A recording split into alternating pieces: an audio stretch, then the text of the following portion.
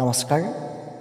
মহাপুৰুষ শ্ৰীমন্ত শংকৰদেৱৰ অভূতপূৰ্বৰ সৃষ্টিৰাজিৰ বৃন্দাবনী বস্ত্ৰৰ চমুআভাস আমাৰ সমাজ জীৱনৰ সকলোতকৈ আদৰণীয় আৰু সমানিত গুৰু শ্ৰীমন্ত শংকৰদেৱৰ সৃষ্টিৰ এক অপূৰ্ব নিদৰ্শন হৈছে বৃন্দাবনী বস্ত্ৰ।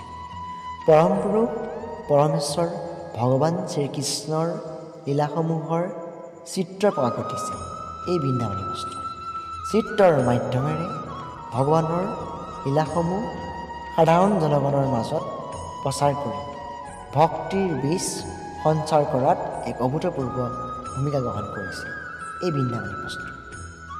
চৰিত পুথিত উল্লেখ আছে যে মহাৰাজ নৰনাৰায়ণ বীৰ চিলাৰায় অভিলাষক্ৰমে ভগৱান শ্ৰীকৃষ্ণৰ লীলাসমূহত প্ৰস্ফুটিত কৰিবৰ বাবে তাঁতীকুছিৰ শিপিনীসকলৰ জৰিয়তে গুৰুজনাই এই বৃন্দাবনী বস্ত্ৰ তৈয়াৰ কৰিছিল।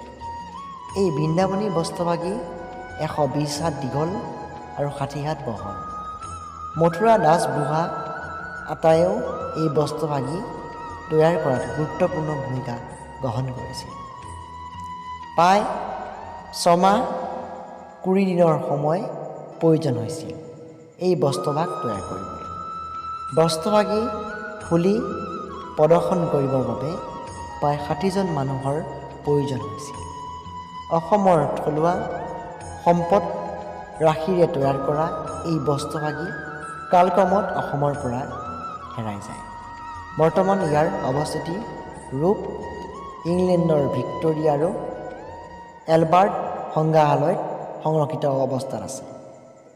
বন্ধুসকল, আজিৰ ভিডিঅ'টোত বৃন্দাবনী বস্ত্ৰৰ চমু আভাস ইমানেই আছে। যদি ভিডিঅ'টো ভাল পালে নিশ্চয় কৰি লাইক কৰিব। ধন্যবাদ।